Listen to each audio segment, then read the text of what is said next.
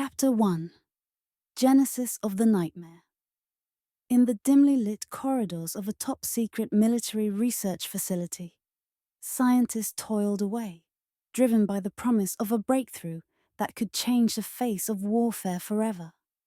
Their creation, a serum dubbed RAGE 68, Regenerative Accelerated Growth Enhancer, was meant to be a marvel of modern medicine, a solution to heal wounded soldiers on the battlefield in record time. However, their ambitious experiment would soon spiral out of control, leading to a catastrophe of apocalyptic proportions. Unknown to the researchers, the serum had unforeseen side effects. While it did accelerate healing, it also triggered an uncontrollable rage in those injected with it. Within hours, the once injured subjects transformed into mindless, flesh-craving monsters. Kensley Marie, a young girl at the time, witnessed the outbreak firsthand. Her mother, Dr. Emily Marie, was one of the leading researchers at the facility. Kensley often accompanied her mother to work, fascinated by the scientific world. That day, she watched in horror as the infected subjects broke free from their restraints, tearing through the facility with savage ferocity. Kensley's mother, realizing the danger, rushed to protect her daughter. She managed to hide Kensley in a secure lab, but in the process, she was attacked by one of the infected. Kensley could only watch helplessly through the glass as her mother was overpowered. Chapter 2. A Father's Sacrifice.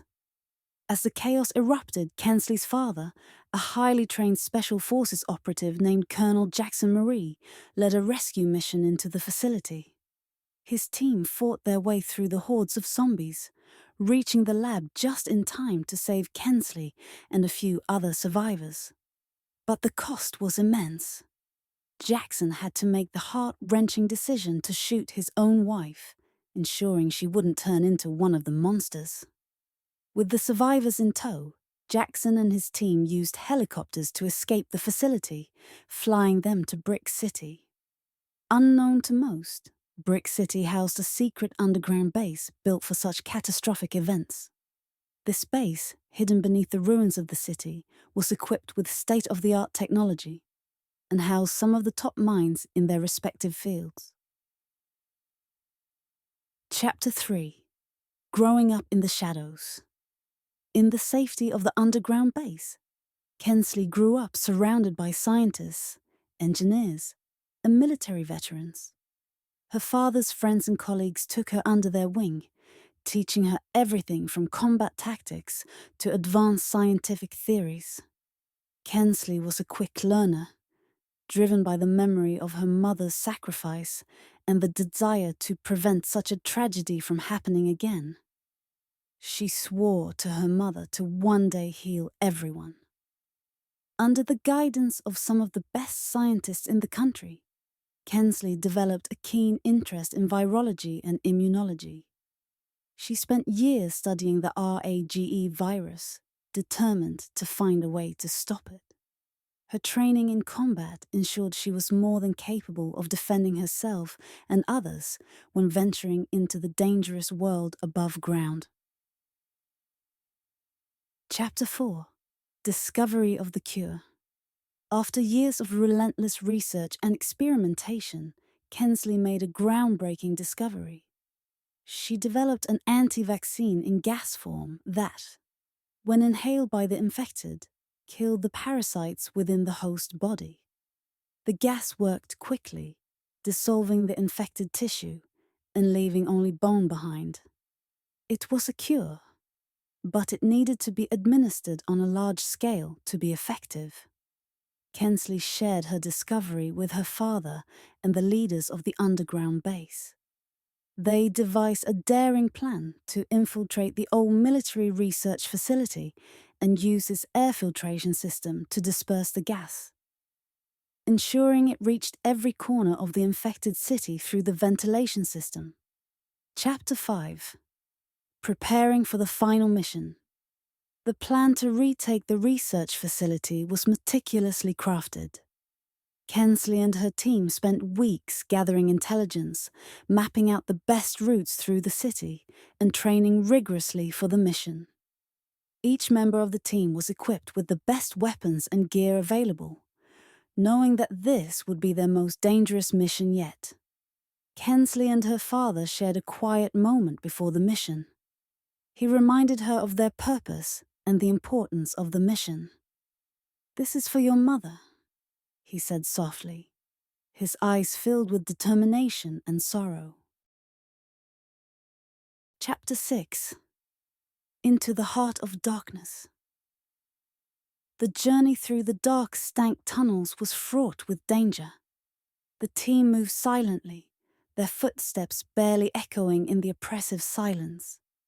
Every corner held the potential for an ambush, and the air was thick with tension. As they neared the facility, they encountered increasing numbers of the Scifi.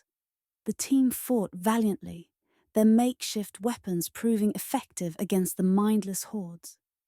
A concoction of air and gas, and the hope that it works. Kensley led the charge, her determination unwavering as they pressed on. Finally, they reached the entrance to the facility. With the help of their skilled hackers, they breached the defenses, fighting their way through the labyrinthine corridors and facing off against the last remnants of the undead horde. Using the gas canisters they created, spraying the gas everywhere, and the relief in seeing it work. Chapter 7. The Calm Before the Storm. Inside the facility, the team moved cautiously, aware that the slightest noise could alert the horde, and having only one full canister left. They navigated the narrow hallways, their senses heightened. The air was stale, filled with the scent of decay and death. They communicated through hand signals, each movement calculated and deliberate. As they approached the control room, they encountered a group of zombies. Kensley signaled for silence, and the team held their breath. They managed to sneak past the group, their hearts pounding in their chests. But their luck wouldn't last. Chapter 8. The Horde awakens. Just as they were about to reach the control room, one of the zombies spotted them. It let out a guttural roar, alerting the others. Within seconds, the team was surrounded by a swarm of Cs. An intense firefight erupted, the sound of gunfire echoing through the facility. Kensley and her team fought bravely, but the numbers were overwhelming. One by one, her comrades fell, overwhelmed by the relentless onslaught. Kensley watched in horror as her friends were torn apart, their screams filling the air. Chapter 9.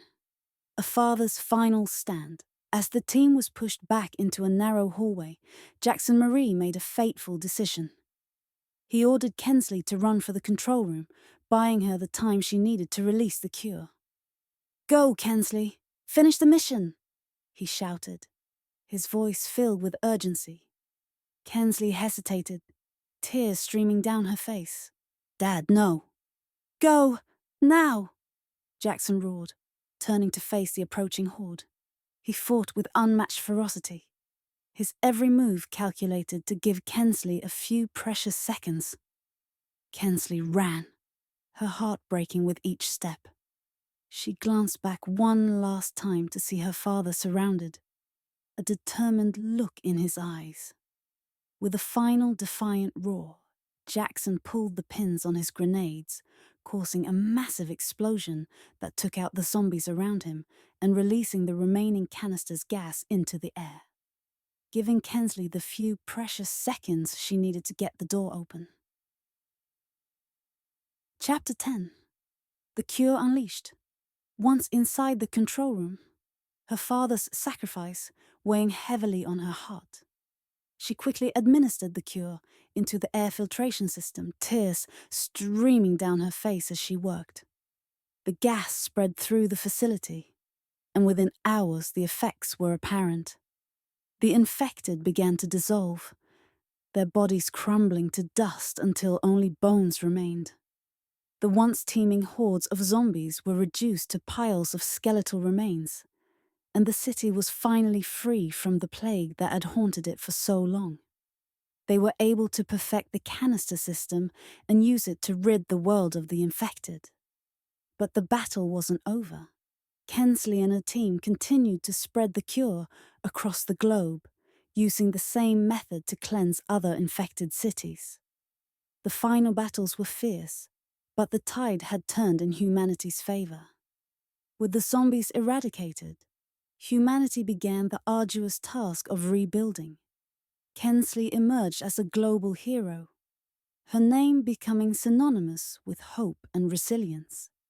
She led efforts to restore civilization, overseeing the construction of new infrastructure and the establishment of safe zones for survivors. Years later, statues of Kensley Marie were erected in cities around the world. Schools, buildings, bridges, and airports were named in her honor. Her story was taught in classrooms, a testament to the indomitable spirit of a young girl who grew up to save humanity. Kensley's legacy lived on, inspiring future generations to face challenges with courage and unity. She had restored balance to the world, ensuring that the nightmare of the RHE virus would never be forgotten, but also that humanity would never again be so vulnerable. As the sun set on a world rebuilt and thriving, the memory of Kensley Marie stood as a beacon of hope and a reminder of what could be achieved through determination and the strength of the human spirit. Kensley Marie was a little girl who grew up in ruins and despair, to rise up and become a legend, a true monument for us all.